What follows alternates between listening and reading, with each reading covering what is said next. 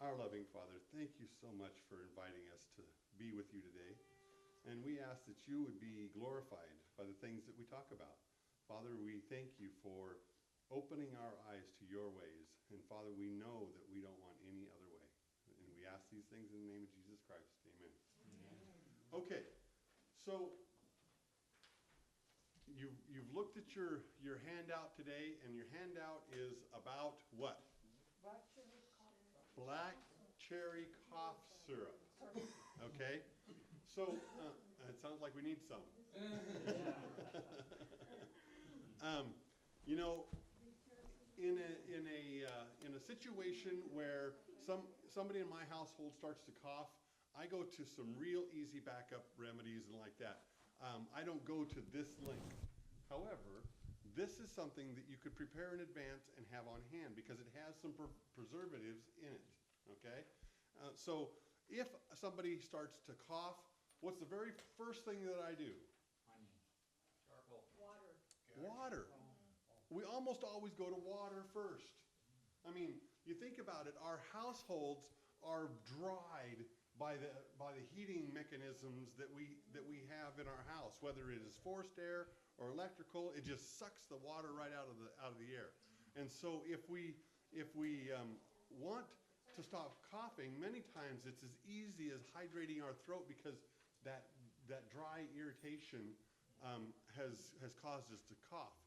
As a matter of fact, I was sitting in a coffee shop studying one day, and this lady came in, and she had a little child with her, and this little child coughed and coughed and coughed, and she was talking to a friend, and they were talking about taking the child to an urgent care facility, and I leaned over and I said, you know, I understand that croup or other coughing type of illnesses could be going around, but do you have some way to moisturize the child's room? And are you presently doing that? And she said, no, I'm not presently doing that. I do think I have a humidifier somewhere. And I said, simply put that humidifier as close to the head of the child's bed so that it comes over the top of the child, and that may relieve that child's cough. Now, had she gone to a medical doctor, had she gone to an urgent care clinic, what would they have done? Even if it was a dry throat, what would they have given her? Antibiotic. Did that child necessarily need that? Okay, so there are signs and symptoms that whether or not a person needs that. A dry, irritated throat may just, it doesn't always, it left go long enough, produce an infection. You understand that? I mean, if you cough and irritate it, a bacteria can get down there and get lodged and say, okay, now we're gonna proliferate, and now you have an infection in your throat. Okay, so that is a possibility. So many times, all we have to do to relieve an irritating cough is hydrate the air. Get that. Dry throat, right? And so you have a humidifier, okay? Okay. If you have a question, please use the mic so that we can get it on tape or camera. Will that work for the allergy too? Not necessarily, but it might soothe it some. See, one of the problems with allergies is we don't take in enough water to flush those out. And so, if we have allergies like that get in our nose and like that, one of the things that they recommend is that you do what's called a neti pot, or a sinus irrigation, and that washes those areas out. So water, listen, the solution to pollution is dilution. Okay, water's the best solvent in the world. So start with water. Wash your sinuses out, wash your throat, and things like that. Get some moisture back in the air, and that should reduce or like that. Okay.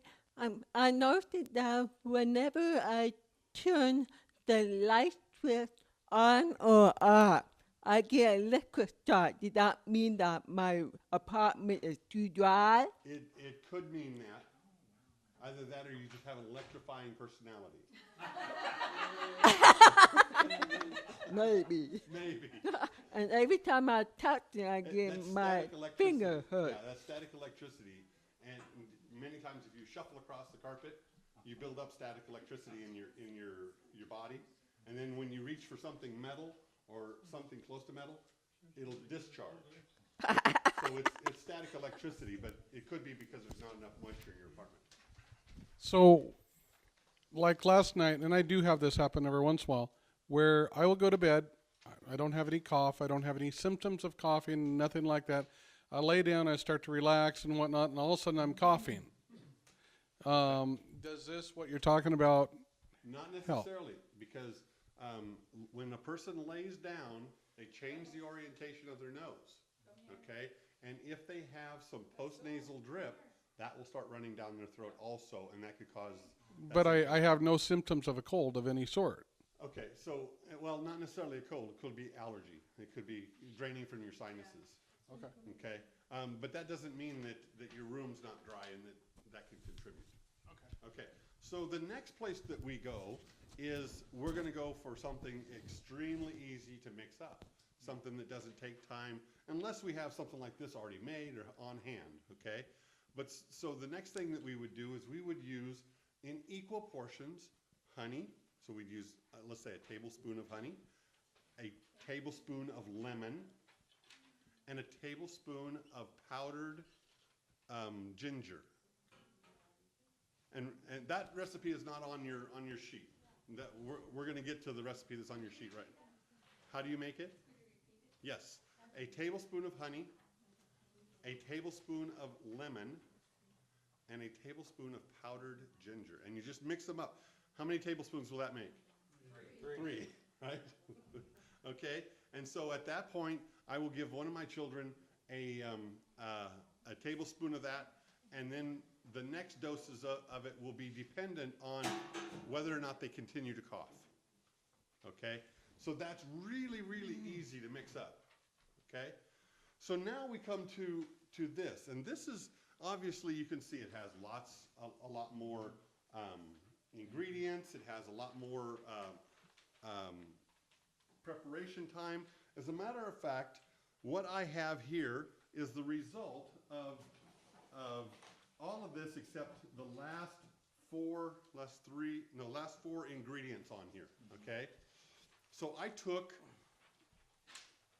peppermint and hyssop and mullein and osier root and slippery elm and comfrey and echinacea and garlic and horehound.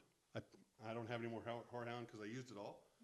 But I took all of those and put them into a half a gallon of distilled water. And I put them in a stainless steel pot. Not this, but I actually had a pot.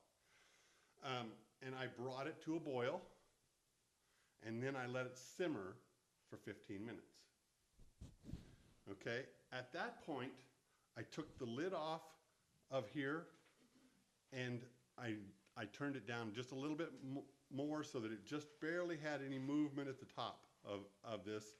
And it took about 2 hours to reduce the contents to half. Now, I'm pretty clever. Guess how I figured out what half was? By dividing the bowl in half? Yeah, divided the bowl in half. You know, I stuck Aaron's rod in there and I took a little plastic ruler and stuck it in there, and it measured 2 inches. And when it got to an inch, I knew it was half. Okay? No. When you get done simmering, when you bring it to the boil, when you first put your herbs in, you bring it to a boil and then you simmer it for 15 minutes. At that point, you remove all the herbs. Oh, okay. And then you put it back into the pot and then reduce it to half. Yes. Wait for the microphone. The pot has a rounded bottom. This is not the pot that I used. Okay. This just happens to be a transporting vessel. Okay? So, now what's left to do in here is, after I reduced it to half, I strained it again. One of the components that's in here is slippery elm. And slippery elm, when you turn it into a decoction, it turns it into a sludge. Okay? If you've ever made Isiac tea or anything like that, this is one of the key ingredients to Isiac tea, and it turns into a sludge. And when you let it sit, it all settles to the bottom, and you got this sludge. Okay? So when I strained it the second time after I had reduced it, I still had debris that came out of it. And I'm not guaranteeing that there's not more debris in the bottom of this, but that's irrelevant. We can use it just the way it is. So it's been strained twice. Okay, so I took each one of these and I measured them out with a scale. Okay, and so I just turned on my scale, and I have a little bowl at the top. I actually have a plate that goes on top of there, but I didn't bring it with me today. So then I measured out each one of these by weight and dumped them into my pot. Okay? So now we've reduced this to 1/2 its contents. And what I want to do now is I want to add the last 4 ingredients. Okay? So we're going to start with honey, and we're going to use 1/4 cup of honey.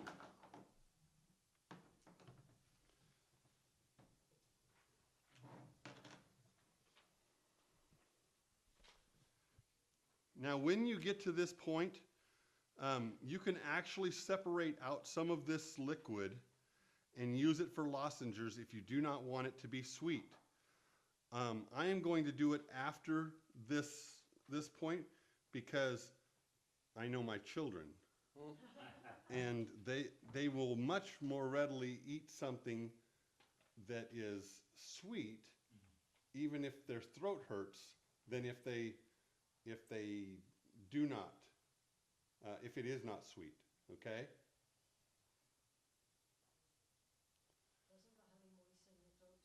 Honey does several things. Honey it will moisten your throat, but it is also an antibacterial, okay? Bacteria does not grow in honey very well at all.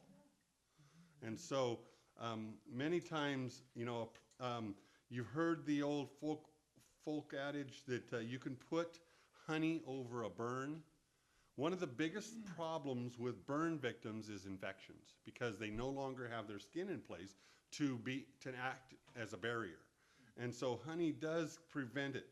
Now, you know, it's not the best healing mechanism, but it does stop bacteria. Okay, so we've got the honey in there. Now we are going to do 1/2 cup, and I'm going to set that on that spoon, of black cherry concentrate. Now, when I went to the store to buy all of this cost me about $50. Okay? Now, how much did it cost to make this? Well, first of all, you can see that I have most of the contents of these bags, okay? It took 1/4 of an ounce of each one of these. But I bought 2 or 3 ounces of each one of them. So you see that we're only spending about 1/8 of what it actually costs. So what's 1/8 of 50? That's 1/4. So $6.25. Okay, and this will make approximately a quart for six, as long as you don't drop it. Okay? It costs more if you drop it. I did not shake it. That's a good idea. Okay?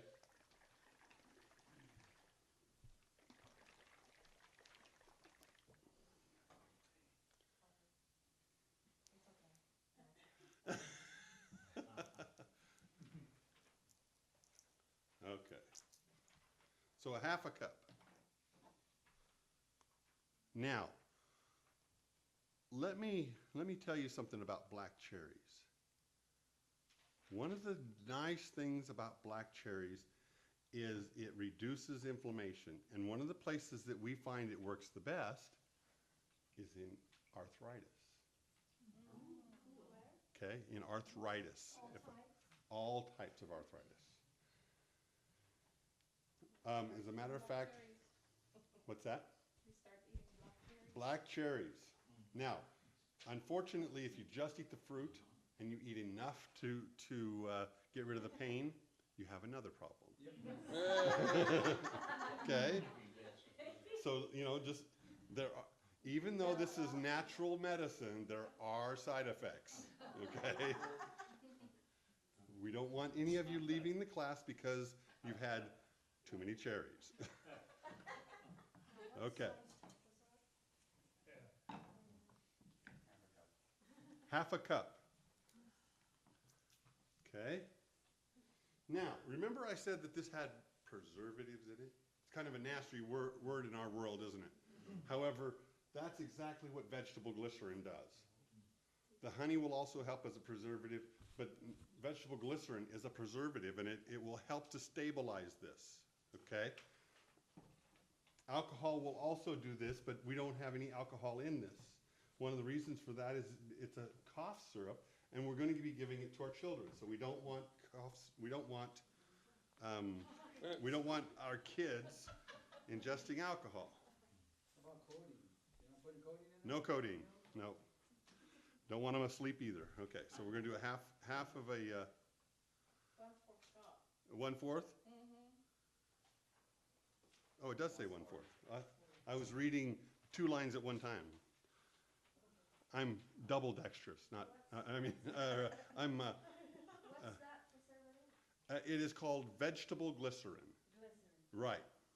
And it needs to say vegetable. It needs to say vegetable because there are glycerins that are not vegetable.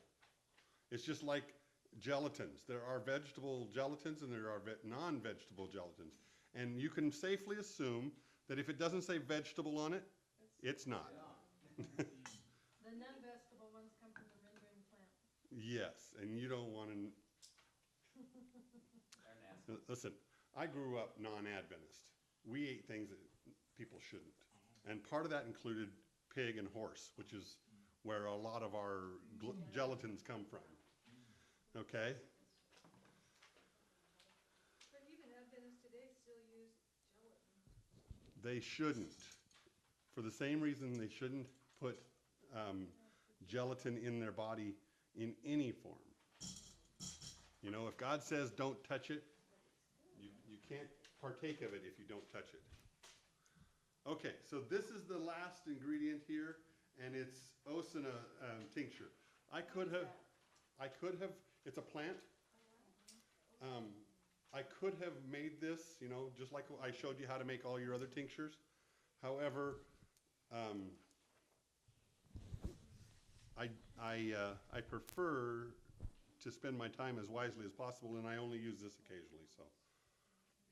So that it's usnea and it's a lichen. It grows on trees like Yes, around here. I don't know whether it grows around here. Yes, it does. It does? Okay, so It grows on the coast too.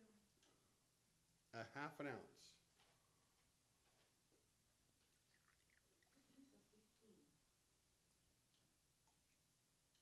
And there is alcohol in here, but it's, I mean, by the time you, the rest of the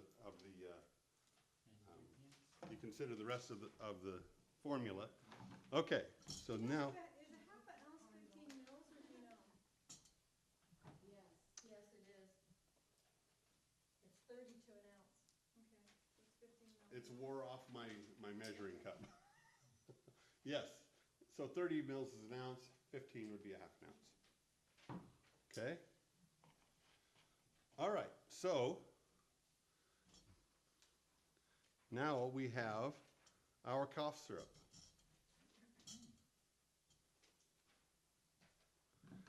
And I brought this for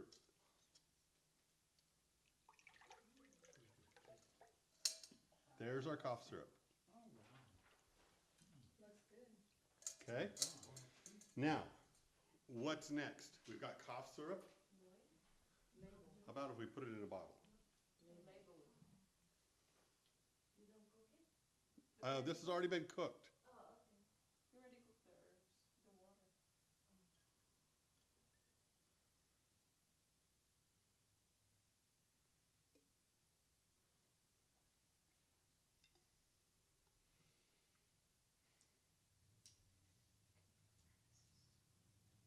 You think so? No, we're All waiting right. to see if you were going to dribble down the side. I did drop a little bit of a drop right there. What's that? This will, if you keep it in a cool place, it'll last for approximately 3 months. You can put it in the fridge. Yeah, Okay, and so you guys have already kind of jumped ahead of me. The last thing we do is we make a pretty label and we stick it on there. Okay? Ta-da! Okay? So now,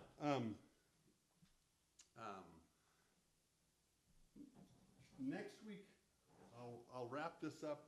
We'll have several things that a person absolutely needs to have on hand that we didn't necessarily need to make, okay? You know, we should have lemons on hand.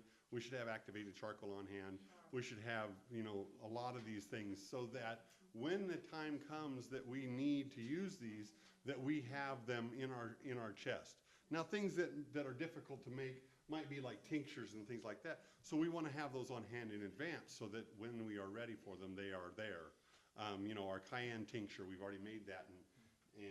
So we'll wrap this up to where you can have a list and instructions, and we'll show you what it looks like, okay?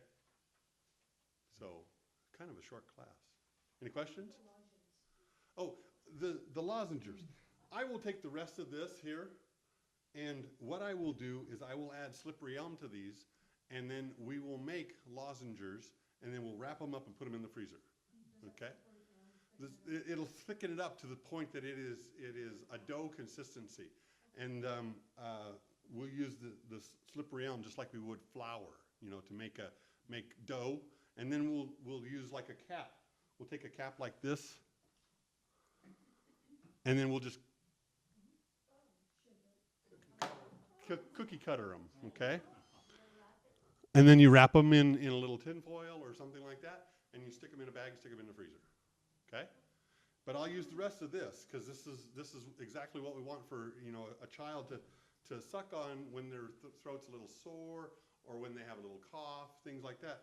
And, you know, sometimes if it looks like candy, kids will do it a little bit better. And this is sweet. I mean, you're welcome to come up and you know, try some of this out of here. You know, I'm not responsible for any cross-contamination. Yes. You're treating the microphone. Are you sleeping on the job?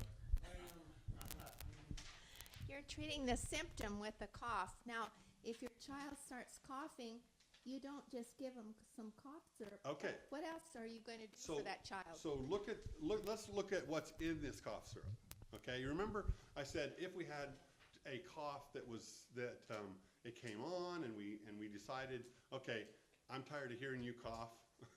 Here's something to stop you. That's treating the symptoms, and that's typically where I'll go first. I'll say, okay, let's see if we can stop the cough and go from there. So the very first thing that I would do is first start with the water. Okay, let's say it might be a dry throat. Then we would go to a real simple remedy like honey and lemon and ginger. Okay, and extra vitamin C, things like that. Okay, let's see if we can get it knocked out without doing something, you know, especially if this wasn't already made. Because it took about 2 hours, probably 2.5 hours to make this from start to finish. Okay, and so if you don't already have it made up, now we've got it made up and it'll last for a while. Now, let's look at what's in this cough syrup so that we can see whether or not it's going to help. Okay, so how many of you have ever seen any herbs that help with breathing? What's breathing? Mullein. Peppermint. Here it is. Mullein. Peppermint. Peppermint gives you that light, airy feeling when you take a cup of it. So peppermint. Okay, what else? Lobelia. Lobelia. Okay, I don't have any lobelia in this. However, osha root. Anybody ever heard of osha root? Osha root, when you chew on it, it gives you that more intense, airy feeling like peppermint, only to the 2nd degree. Okay? Now, Tikazol is pretty good. what's it?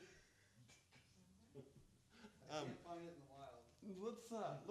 Okay, so now we've got some breathing problems taken care of. We want to heal this little person or this big person's throat. So what are we going to use? Let's say it's a bacterial infection. Garlic works good. Okay, so we got some garlic. Echinacea. Echinacea. Okay? Slippery elm is always good for any mucous membrane. Okay? So if you got sore throat, the three things that work best for sore throats are slippery elm, licorice, and zinc. Those are the three things that should be in a lozenger. It's not in these lozengers, but we do have some of it. Okay, so what is the nickname for comfrey? Comfrey is called the knitter and the healer of the skin. Okay, so this is for healing. So we've done two things with this cough syrup. We've tried to eliminate the cough and heal the throat. Okay? Any other questions? Yes. You're going to do a wrap up next week. How much is per person?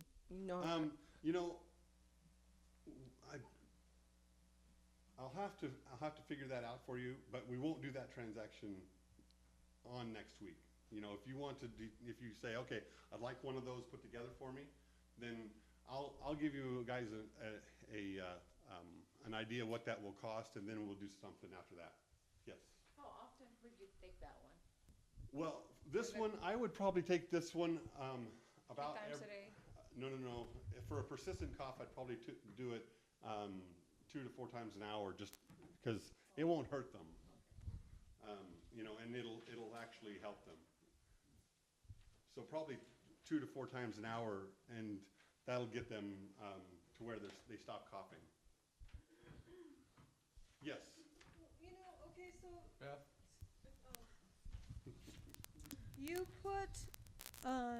you put garlic cloves in there, and then you strained them out?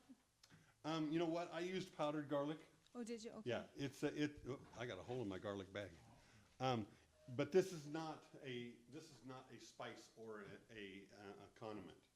This is fresh powdered garlic it's dried as an herb. But I'm just wondering, if you're gonna put the slippery elm in it and solidify it anyway, Yes. would it be possible to blend all this stuff up in your blender and then cook it and then put the slippery elm in and just have it, solids still in there, or would that not work good? Would it taste bad, or? Probably doesn't matter how much you grind this up, it's still going to be granular. And granular can be a little irritating. You want it to Okay. be smooth. Okay, that's the purpose, okay. Yeah. Anybody else? Yes. Okay, so when you simmer it down, then you, to half the liquid, then you strain it again. So do you need something, a finer strain the next time? I use the same strainer, and what I did was the very first time that I started straining it out, I had lots of leaves and stuff like that. And so I just kind of stirred it in that strainer to kind of release the liquid from it and like that. And then I pushed it down a little bit. But as I was stirring, anytime you start to scrape on a strainer, it pushes some of that content through. Okay? And so I got most of it out of there, and then I just dumped that into the toilet, and then I took the rest of it and put it back in the boiler. Boiled it down to half its content, but there was still slippery elm. You see, this is a powder, and the garlic was a powder, and the comfrey was a powder, and the osha was a powder, and so they didn't have any real content to them. So they went through that strainer fairly easy. The next time that I went through, the slippery elm had expanded and got that sludge in it, and it caught almost all of it. Now if we look, we can still see that there's a little bit of it gets a little heavy at the bottom here. So, I'm not sure if we can see. No. But you can see that there's a little heaviness at the bottom here. When we use this, we'll just want to shake it, and it'll be, here's my fear. I was afraid that if I ran it through a coffee filter, I would be there forever. Just plug that coffee filter up and I'd never get through it. The second thing that you want to do is take a nice clean linen cloth or something like that, and you can squeeze it and squeeze all the extra out of it. I didn't have a nice clean linen cloth like that. And so I just chose to do a double screen instead of running it through that cloth. One thing I've noticed about when I make mullein tea, which Yes. I use a lot, Uh-huh. is mullein. When I make mullein tea, I've noticed that you really need to strain it through a fine strainer, but then a second straining through not really a cloth, but kind of a cheesecloth that you Right. can see through, but because there are those little hairs in there and they can tickle the throat. And now is mullein also good for pain? It has some antispasmodic type of qualities. Many times it'll be linked with lobelia because they have a very similar properties, and they work good in combination.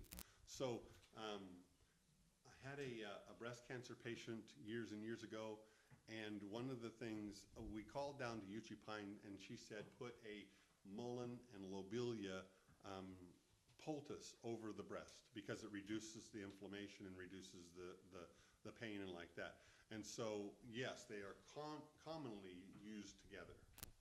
Mullein and what? Lobelia, they will reduce pain. Mark, Yes. what is horehound used for? Horehound many times is used for breathing problems. It's not uncommon for people to use horehound as a drink. Now, we don't see a lot of it here. I saw some of it in the Midwest. I'm not real familiar with the Northwest yet, but I don't know that we have a lot of it here. It comes from England. So, yes, I mean, but we see it a lot with breathing problems and like that. Yeah. The horehound, the uses that I know is for an excellent liver cleanser. Okay. So it can be used, almost a lot of these herbs are going to have some cleansing properties. That's kind of what they're used for. You know, when we start getting sick when we start getting congested, whether it's our lungs, our liver, you know, our sinuses, all of those congestions lead to some sort of a dysfunction. Okay? Yes. Wait a second. As I research, the herbs and possible interactions with medications, Right. I'm thinking, when you're using drug medications, it's like Russian roulette. You never know what out there in your world that you're using might interfere and might make a natural remedy bad for you. Well, that's true, although they do have a PDR that is specifically for interactions. Oh, I can And get that on the internet? Yes. Cool. As a matter of fact, if I can find it, I know I have one, but I don't have my books on a bookshelf. So if I can find it, I'll bring one next week. It is a blue PDR that's about this thick, and it's all about drug to food interactions, and it helps to know. Now, there are several websites that you just type in interactions between drugs and foods, and then it has a search module that you can enter in the food or the drug, and then it'll tell you anything that it has a reaction with. Well, yeah, and more specifically, what I'm researching is, herbs. Right. Is what, And that's what is I'm to talking me, about. to They're me, it's still the, considered food. oh, okay, it's the, yeah, but some herbs, it's, foods you kind of use more regularly. Right. Herbs you kind of use as a remedy. To the Food and Drug Administration, all herbs are foods. Really? Yeah. Huh. So But yeah. if it could be put in your mouth and consumed, it is a food. So that's why it's still legal to buy and sell herbs or to buy and sell supplements, because they're considered food.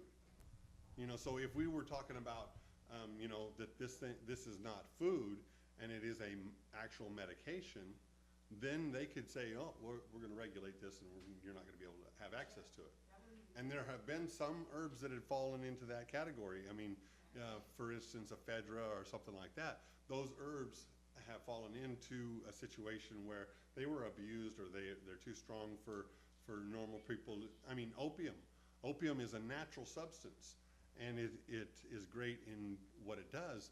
However, if it's not controlled, people will abuse it.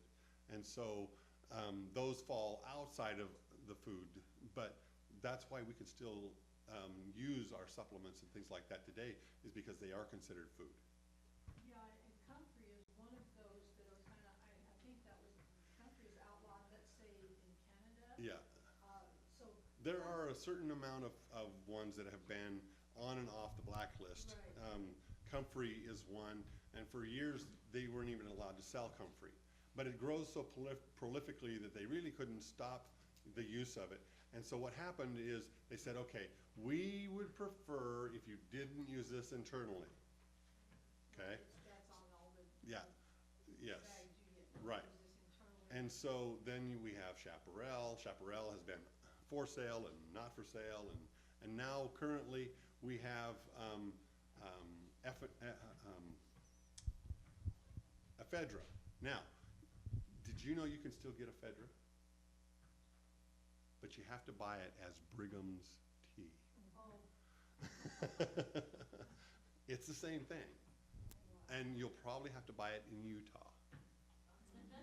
Okay? Yes. Okay, I almost forgot what I was gonna say. Well, I know of some people whose health is so fragile and they're on so many drugs, they're already in a real balancing act with the drugs that they're on. And those people, unless they can maybe get off of some of the drugs that they're on and have the rest of them analyzed to see if they're safe or not, those people are best off just sticking with drugs. I mean, there are people whose health is so fragile that that's the situation, Well, sadly enough. Certainly by That's right. themselves, I would say that that is the case.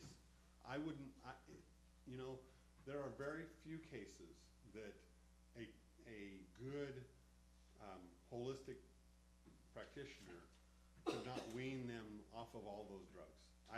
There are very few drugs that I would say are mandatory for a person. But they need a protocol that allows them to strengthen themselves while they're being weaned off.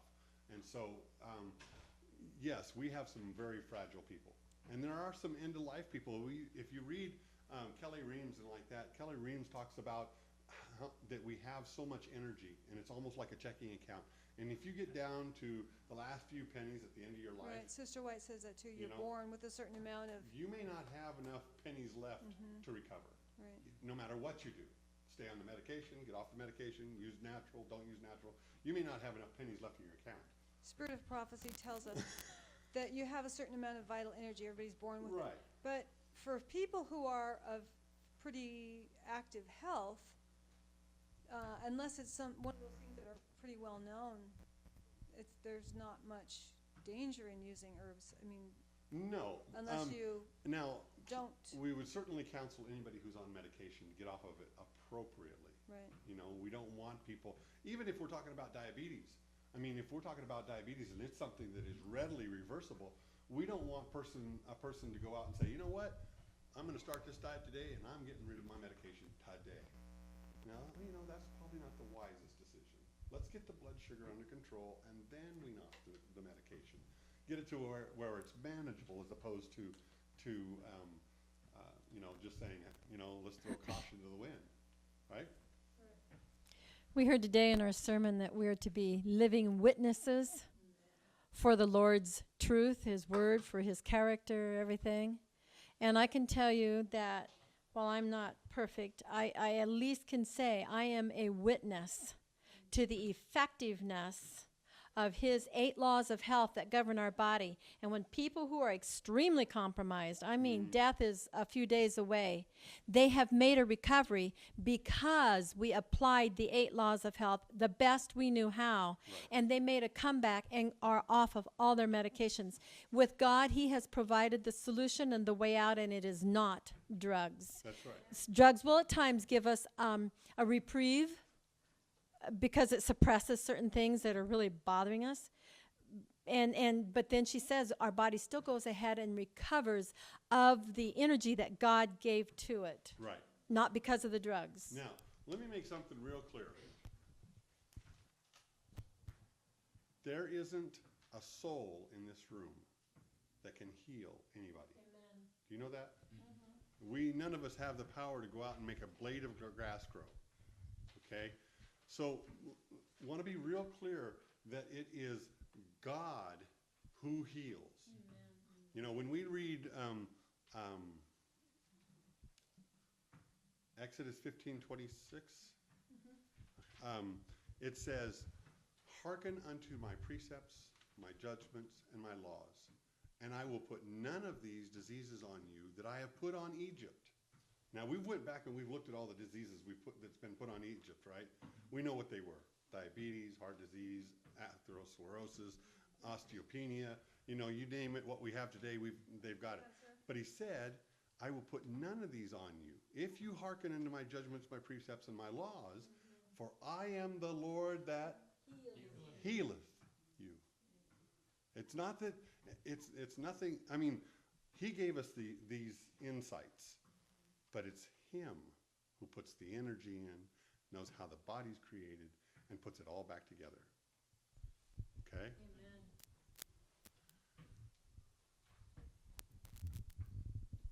I really feel like using natural remedies is honoring God.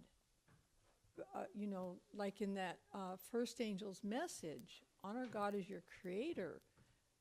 Worship him, because he's judging. We're seeing the judgment of those who are not cooperating with God in the nature that he's given to us. So it's part of that first angel's message. Well, and you know, I'm a little hesitant to share,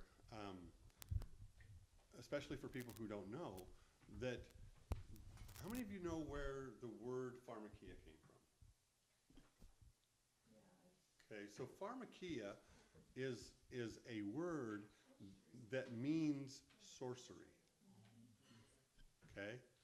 So, you know, and I definitely advocate that if a person is in an emergency situation and they don't know what to do, you know, let's say they're having a heart attack and they don't know what to do. First of all, what's Hosea say? My people perish for lack of knowledge. Okay? So that's kind of what this health class is about. However, if you're in a situation and you're having a heart attack and you don't know what to do, what should you do? You should call somebody who at least can save your life so you have another day. Okay? That's what I recommend. You know? Now, that's not a good health care plan. Okay? Once God has spared you because he's used the hands of a medical physician to save your life, which in my opinion, that is their greatest deeds. They save lives. Then you should take upon yourself, learn, and figure out how to take care of your health. You know, and this is never where you start. Where should you start? Come on, this is easy. The food. You should start with lifestyle. Always, always, always start with lifestyle, because that's what Swanee was talking about.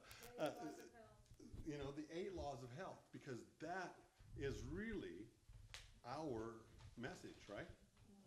I mean, this is somewhat peripheral, but the 8 laws of health, that is where the rubber hits the road. When we come down to the last days, and we are trying to help our neighbor, we might have access to some of these things sitting in our field, but the reality is that the 8 laws of health can be given to anybody and they can do it. Amen. Yeah. You did cover it, but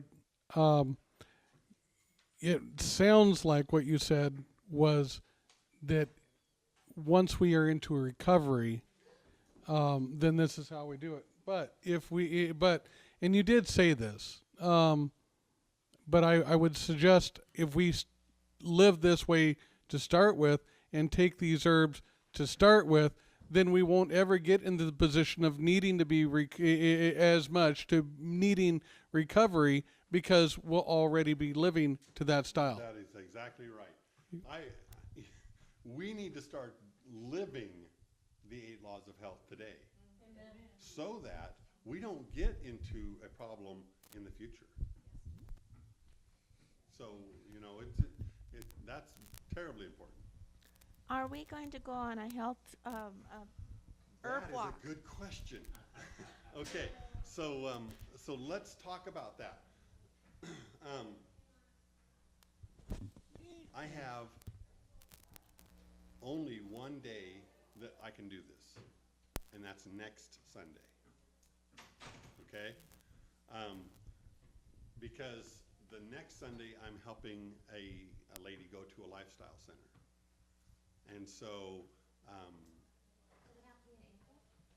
it does not, but our better spring herbs are going to be, they're ending quickly.